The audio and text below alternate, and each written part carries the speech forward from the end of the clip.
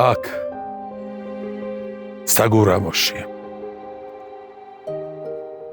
რაზე უნდა ვფიქრობდი ახლა რა უნდა მიხაროდეს თორემ რა უნდა მტკიოდეს კარგად ვიცი ეს ტკივილი არ ნელდება ამდენი ხანია ამ ერთი საუკუნისა და თითქმის კიდევ საუკუნის მეხუთედის წინ რომ ტრაგედია მოხდა რომელიც ჩვენ ერის სირცხვილად და ეროვნულ კატასტროფად გვექცა ამ ტრაგედიამ შვა ეს გულის ტკივილი თბილისიდან გამოსულს ვიდრემდე საგურამოში ჩამოხვალ წიწამურის გავლა აუცილებლად მოგიწევს არა ის გზა ახლა რომ მოდის თბილისიდან საგურამომდე ცოტა უფრო სხვა ვიდრე მაშინ ილია რომ ეტლით მოუყვებოდა თუმცა უმეტესწილად ჩვენც ასე ტატით მოვდივართ ხოლმე აქეთკენ და წიწამურთან ჩერდება გული ჩერდება არ ვიცი ამას რა ქვია რატომ ახსოვს ჰაერს ადგილს მიწას წყალს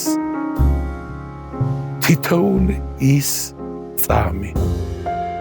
რომელიც ჩვენთვისაა დაფარული რა არის ჩვენთვის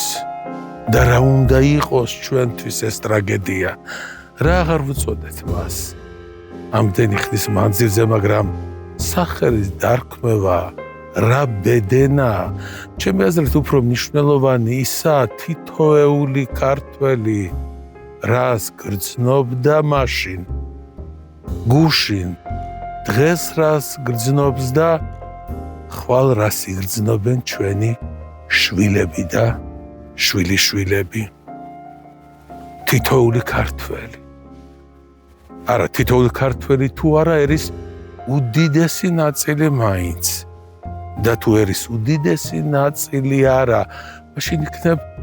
ისინი ვისაც უფალმა ნიჭი მისცა ნიჭი კითხვისა წერისა აზროვნებისა მოღვაწეობისა იმათ ხომ მაინც მოეკითხებათ ქართლის ბედის ამბავი დღემდე ვის აღარ აბრალებენ ჩახმახის გამოკვრას მაგრამ ეს არის ასე მნიშვნელოვანი თუ ვინ ისროლა ტყვია თუ ვინ მოამზადა ეს ტყვის გასროლა საბედისწერო ვერაგი დაუნდობელი ხოდა მე ვფიქრობ რომ რიცხვი ამ ადამიანებისა ძალიან დიდია ყველა ვინც ილიას შეჰყებდა ხოლმე უდიერად შეეპასუხებოდა ვინც ცდილობდა თითქოს და რაიმე საკრიტიკო და სამხილი ეპოვა მის ქმედებებში ვინც უწუნებდა ხან რას და ხან რას ვინც განიკითხავდა ხომ ყველამ დადო თავისი აგური თუ ქვა აი ამ ტრაგედიაში ყველამ დაასხა წყალი იმ წისქვილზე რომლის ქვა ტრიალებდა დაუნდობელად ბედისწერის ბორბალივით და წიწამურს გვიახლოვებდა ეს გაკვეთილი უნდა იყოს რომ როცა ერში ილია გამოგიჩნდება იმას უნდა მოусმინო იმას უნდა შეხურებდე და გვერდით ედგე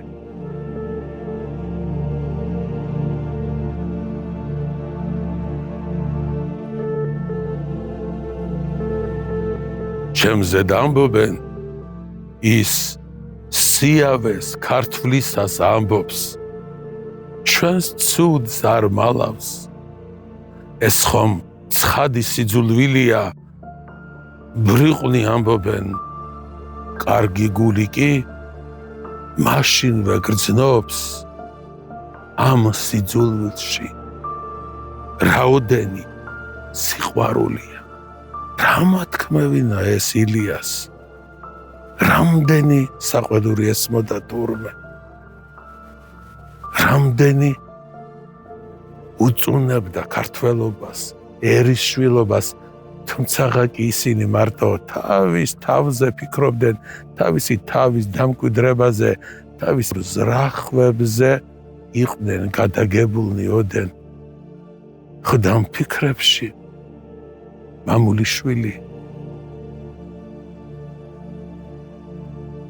ღმერთება ასება ღმერთის საშუალებით მისი მეოხებით შენს ქვეყანასაც შეიძლება უთხრა ორიოდ სიტყვა იმ შენს კარგ ქვეყანას აი ამ ფიქრებმა ბოლოხანის ერთი ასეთი ლექსი დამაწერინეს ჩემო სულის თქმავ ვერაფრით გაგაგონე როგორ არ გეძახე საქართველოს მეთქი ქართლով მეთქი ქართლის ჭირისავ და ქართლის ცხოვრებისავ სამშობლო მეთქი მშობლიურო მიწავ მეთქი ქვეყანავ მეთქი ღვიძლო და უკარგესო კიდევ საძვალევ მეთქი პაპიჩემთა პაპის ძმათა და იმათ პაპათა მეთქი ხოლო იმათში რამდენი მკერდ შენგრეულის და ზოგისაც თეთრ შუბლ გახვრეტილის ომში წაუსვლელების და შინ მოუსვლელებისაც ბუხართან გაგუდულების და კლდეებში გადაჩეხილების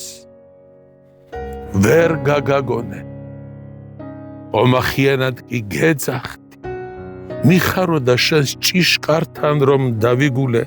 უხამლო ტერფები და გაბურძგნული თავი ჩემი გამომხედე მეთქი ეგება გადმომხედო მეთქი ახლაღა დავბრუნდი მეთქი მაშინ რომ გამაგზავნე საშოვარზე აგერ თუ ვერ მხედავ მთვარეს ვთხოვდა მოგინათებს და მინახე ჭიშკართან დგავარ ქარიქრის დღეს ცივია ქარი და ალბათ ეგა რომ მაუცხოებს წვიმაც მოურიდებლად მალტობს და მასველებს და ჭექს ნამეტანი ელავს და აბნელებს დაღლილი აგერ ჩამოვჯდები გრძელ ლოდზე და დაგელოდები ვიდრე მოიცლი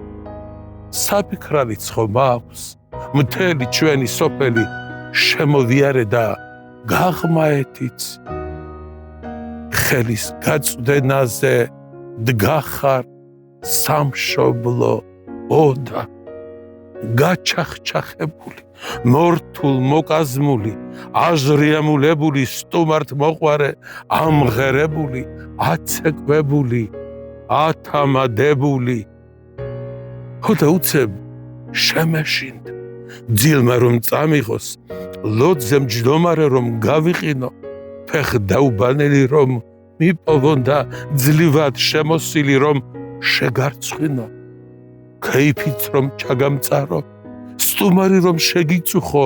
შვილი სიკვდილი ჩემთავს ვერ ვაპატიებო ჩემო საქართველო